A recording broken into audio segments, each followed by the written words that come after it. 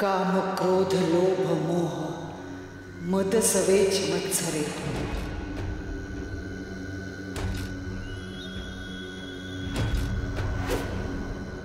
विरोचकास वाटती ही खरी आभूषणे।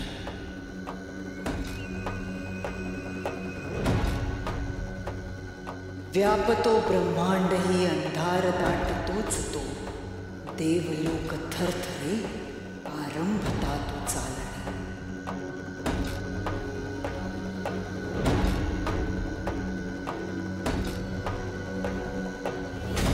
त्याने शिवास पूजिले प्रसन्नले ब्रह्मासही, देवलोक गाठुनी जिंकले इंद्रासही। विळख्यात घेतली धरा ती त्राही माम मागते, बळ मिळे दैत्यास जेव्हा पाप दंभ वाढते।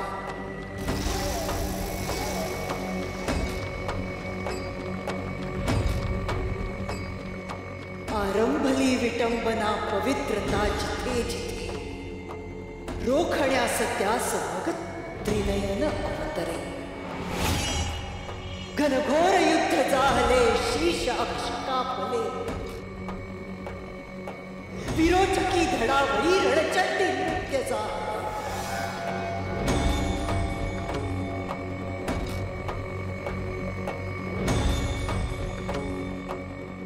माझं शीर कापून धडा वेगळं केलंस आणि नाचलीस माझ्या धडावर।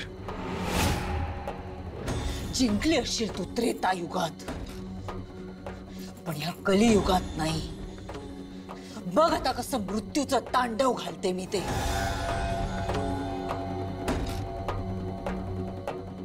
मृत्यूचं तांडव सुरू होणार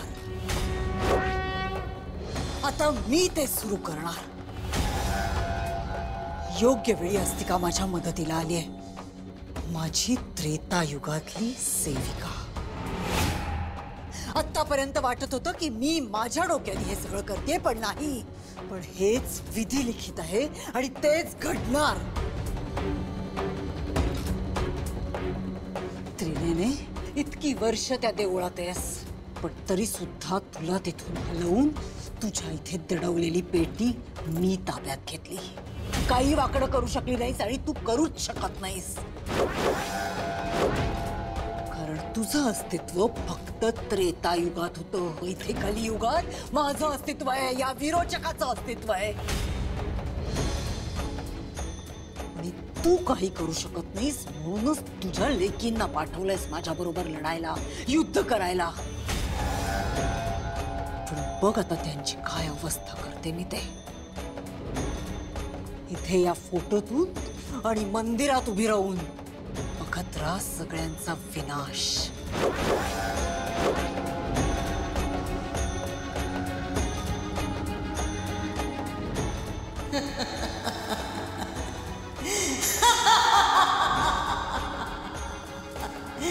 त्रिनयने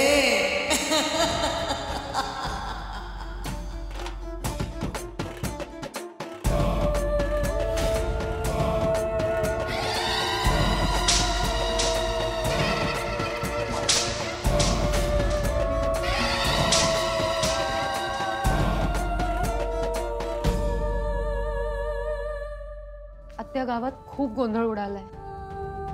देवी आईच्या मूर्तीची पाठ झाली आहे म्हणून सगळेच खूप घाबरलेत। नको नको ते अर्थ काढतायत। काही गावकरी म्हणतात की अनर्थ झालाय, काही म्हणतात की देवी आई कोपली आहे, काही लोक तर गाव सोडून जाण्याची भाषा करतायत।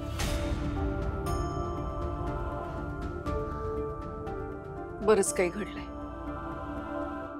वावुशीत आणि इथे सुद्धा।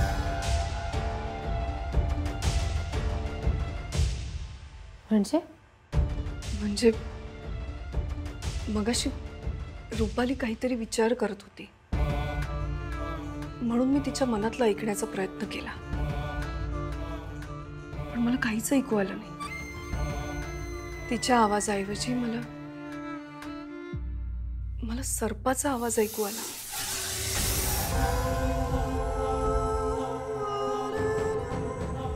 काय?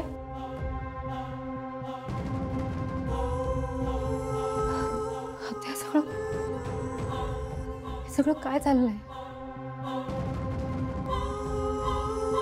की काय घडून गेलंय? ते मला खूप भीती वाटते. मला असं वाटतंय की रुपालीबाई साहेबांना चौथी पेटी सापडली आहे.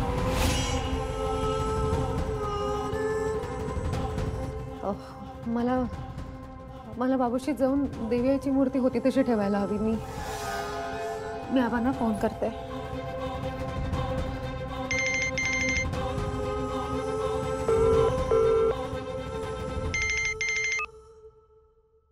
हा बोल नेत्रा. हॅलो आबा, ऐका, मी आज रात्री बाबूशीत येते देवीच्या देवळात. नेत्रा, अगं मी तुला मगाशीच सांगितलं ना, गावामध्ये खूप विचित्र परिस्थिती निर्माण झाली आहे ग. गावकऱ्यांचा गोंधळ उडालाय, सगळे घाबरलेत. अशात तू इथे आलीस आणि तुला कोणी पाहिलं तर मग. आबा पण माझं येणं गरजेचं आहे, मला यावंच लागेल. नेत्रा जरा माझं ऐक ग तू. सगळे गावकरी देवळाजवळ जमलेले आहेत आणि संध्याकाळपर्यंत तरी तिथून कुणीही हलणार नाही. मूर्तीला पुन्हा आधीसारखं ठेवायचं की नाही, स्पर्श करायचा की नाही, यावरून गावकऱ्यांमध्ये वादविवाद सुरू आहेत. हवा पण काही ऐकणार नाहीये. गावकऱ्यांमध्ये संतापाची लाट उसळली, त्यात तू इथे आलीस तर खूप मोठा गोंधळ होईल ग. नाही आबा पण. नाही नेत्रा, मला तुझा कुठलाही हट्ट चालणार नाही. मी तुझं काही ऐकणार नाही. मी फोन ठेवतो.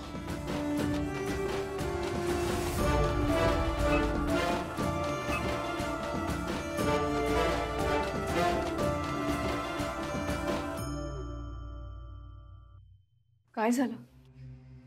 आबा नाही यायचं म्हणतायत, पण मला जावंच लागेल आत्या. मी काम करते, रात्री अंधार झाला की निघते, म्हणजे गावकरी नसते. नाही नाही, तू एकटीने जाणं योग्य नाही, मीही येते. ते आपण अद्वैत साहेबांना एकटं नाही सोडू शकत. तुम्ही इथेच थांबा अद्वैत साहेबांबरोबर. मी जाऊन येते, तुम्ही नका काळजी करू. नाही, तू इथे थांब, मी जाऊन येते. आत्या, देवी ह्याच्या देवळात 8 रस्त्याने जावं लागेल. मुख्य रस्त्याने जाऊन नाही चालणार, आणि गावातले सगळे आडमार्ग मला माहिती आहेत. म्हणून तुम्ही इथेच थांबा, मी जाऊन येते. फक्त हे सगळं अद्वैत साहेबांना सांगावं लागेल.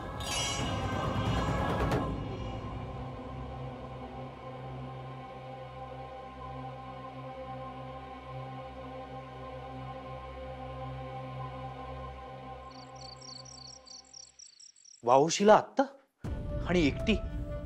नेत्रा, संध्याकाळ झाली, तू पोहोचेपर्यंत रात्र होईल. साहेब, चौथी पेटी देवीच्या मूर्ती खाली आहे. मूर्ती हल्ली आहे, गावकरी खूप घाबरलेत. नेत्रा, पण याचा अर्थ आत्ता सगळे देवळाजवळ असतील. मी पोहोचेपर्यंत सगळे निघून गेले असतील. गावकरी एवढ्या रात्री नाही थांबणार तिकडे. नेत्रा, जायला जाऊया का? हो साहेब.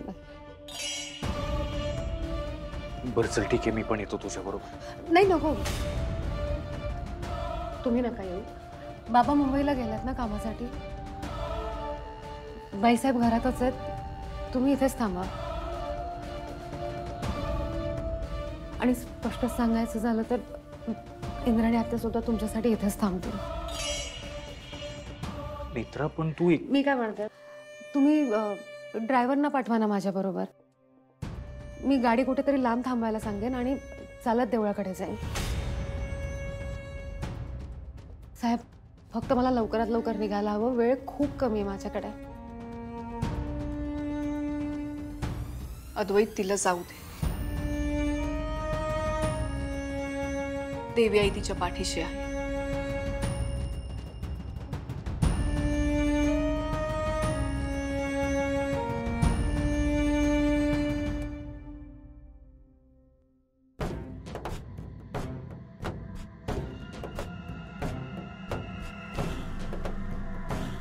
तुला आदेश द्यायचा आहे म्हणून बोलावलंय.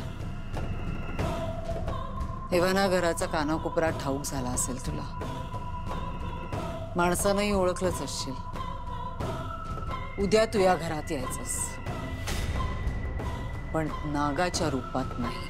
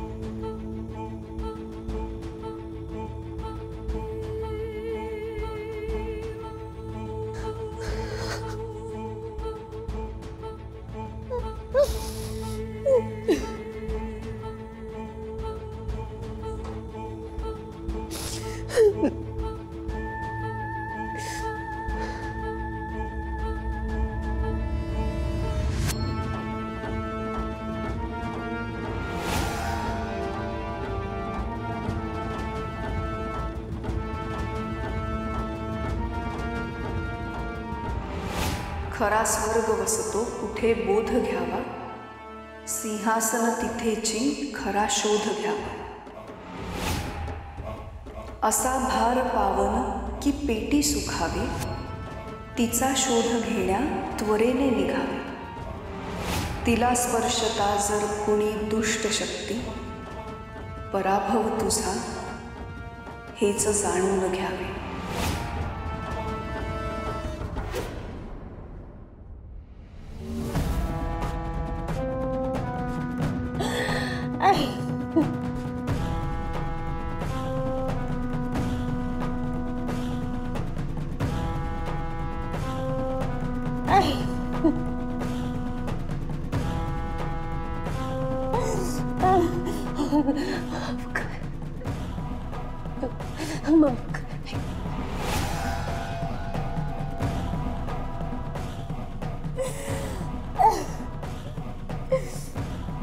माफ कर.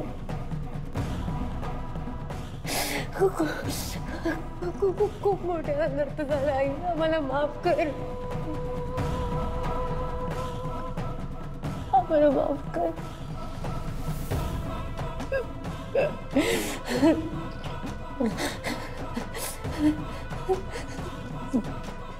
दुष्ट शक्तीने पेटीला स्पर्श केला.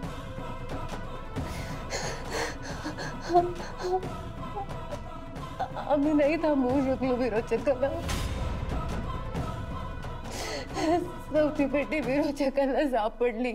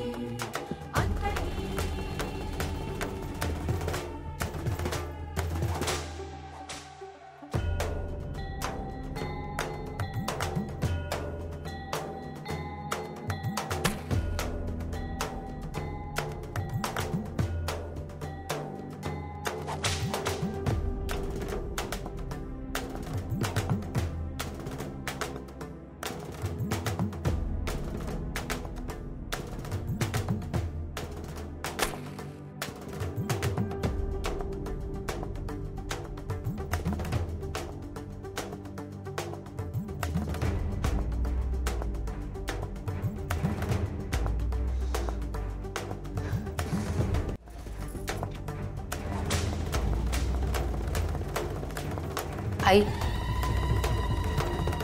कलियुगात अवतरणं तुला शक्य नाही म्हणून तू ही धुरा माझ्याकडे दिलीस.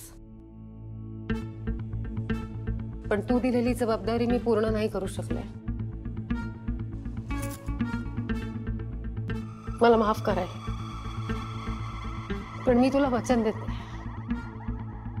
मी हार मानणार नाही.